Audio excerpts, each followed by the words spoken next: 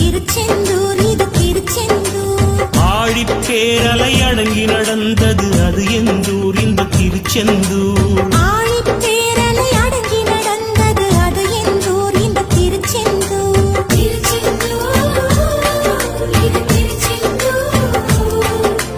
திருச்செந்தூர் இது திருச்செந்தூர். நீலக்கடல் அலைகள் நிரம்பத்தாலாற்றும் திருச்செந்தூர் இது திருச்செந்தூர்.